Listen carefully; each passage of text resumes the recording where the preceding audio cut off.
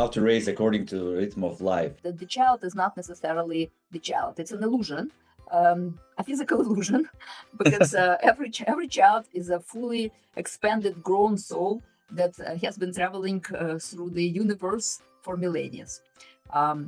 You can believe it or not, but the truth of the matter is we are the pinnacles of creation of our family system. So within our body is the genetic memory of all that we've been in each family. And when two people are joining and become a parent, of course, they bring two family systems in one. What it means that we all live in particular rhythm, in particular ideas and beliefs, in actions and habitual behaviors of our own family. Now we have two people coming together just because they fell in love, and right after the child shows up. Oops, we have a new life, and that new life is an extension of us.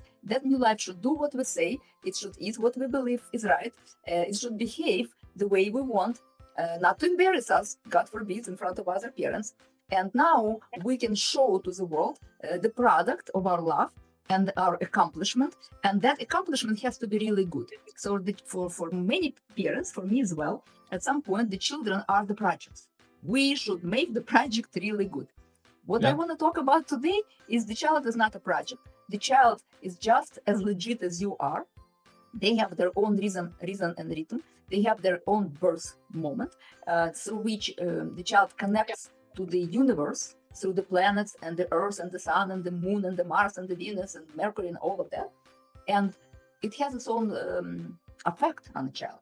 There is an electricity that is different from yours. There is a purpose that is different from yours, and behaviors, therefore, will be different than yours. About the calendar, this is the special tool that can show us what kind of energy we have in our days, in our month, and our years, because we all have like 9-year cycles. And do you believe in it or not?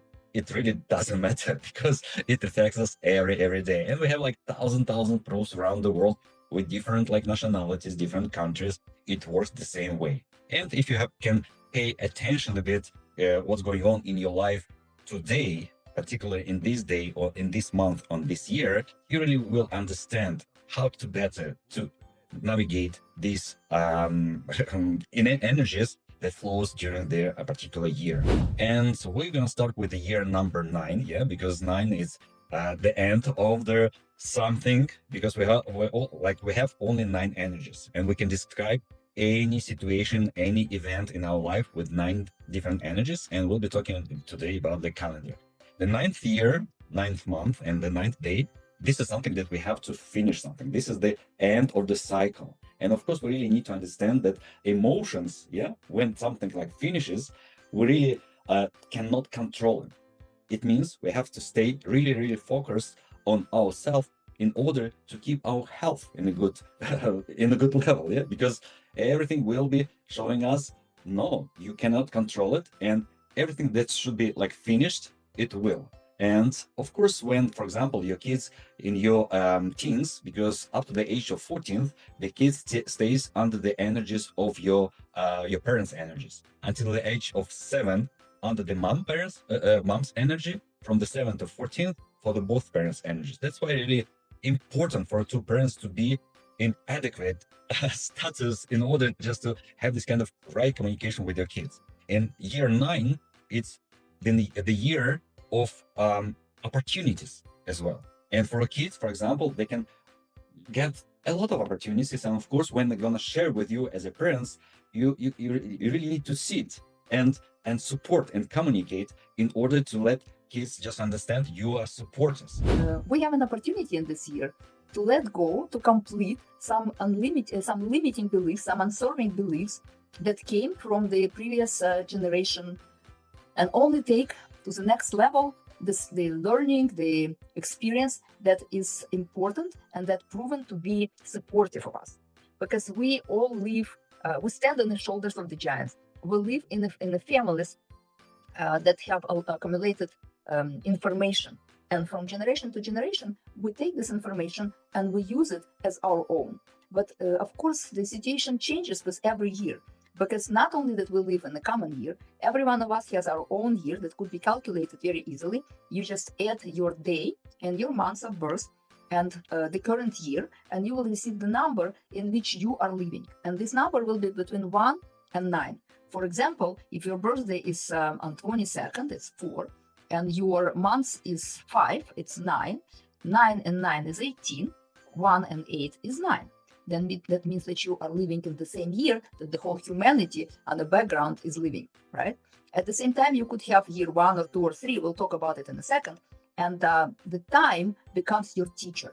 Not only the information that you accumulated over the time, but the idea that the time gives you certain information which is coming in, forms you. It forms how you behave, how you see things, and how you react to things. And every year it's changing. I invite you to use this information on a practical level and calculate right away what year are you living in and what is the year of your child or children. If you have 2 or 3 children or 5 children in a family, it's like 5 different planets, 5 different constellations, 5 different universes, and you are the umbrella under which they need to survive, because of course children depend on you for their survival. So if you, for example, are living in year 1, it's a year when you start things.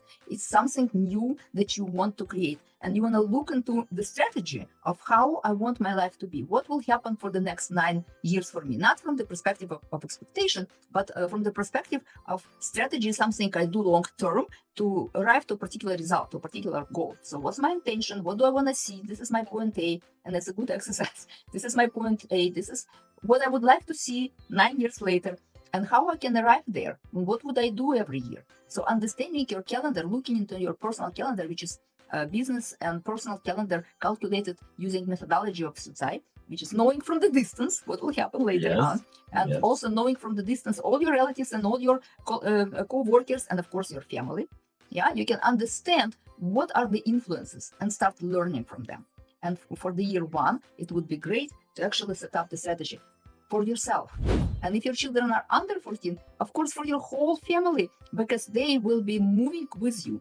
And whatever lessons you will be taking from this time of yours, they will be learning. But after 14, if you're setting up the strategy for yourself, you need to also know that your child is living in a different year. And maybe for him, it would not be an optimal. Maybe for him, the optimal thing would be to learn from his own time. Yes, and it's really important just to understand that in year 1, we really have to start something new. It doesn't mean that you have to go like different professional realization, but we're talking about new habits, something new, because you have an energy for something new. And of course, when your kids are there in their year 1, they can start thinking about something new. Dad, mom, I really want to do this. I really want to do this. Last year, I didn't want it, but this year, I really want it. Yeah, and when we understand this kind of flows of the energies, we really can navigate through our life and save our energy. And also understanding that every year has its own flavor. So just like year 1 has the push, it comes from within you. You want to do more, you want to be more strategic, you want to be more managerial, you want to manage everybody. Don't forget to manage yourself. And your focus is on how can I be in charge. The next year, it's year 2, the year when we build relationship. We have the potential to build great relationship at any level, in any direction, with anybody. But when we don't understand it, instead of building relationship, we really want to destroy them, because the energy will destroy through relationship. And that's why it's very important to understand that if you really want to go better in communication with your kids, with your parents, for example, you really need to feel it, this energy, and of course, put 100% your intention to get this kind of the best result. In year 2, the focus changes. The focus goes within. The energy is less masculine, more feminine. So if you are a male and you're a father in the family, you might notice that you are not as strong in your energy of push, but you are stronger in the energy of taking in, understanding, asking questions. You become a person children want to talk before they go to bed, and they will ask, please read me a book, and they will get into long conversation. And all of a sudden, you might find yourself being open to that, even though before you didn't really care that much.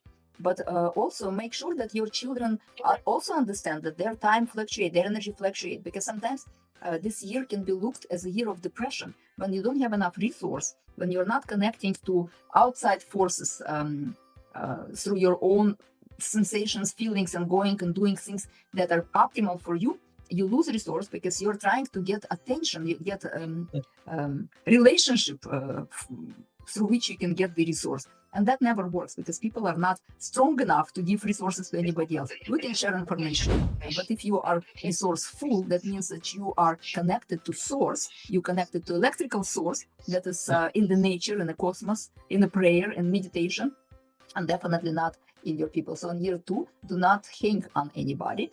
Go outside, connect with the nature, and also help your child connect with the sources, not with just with you as a source.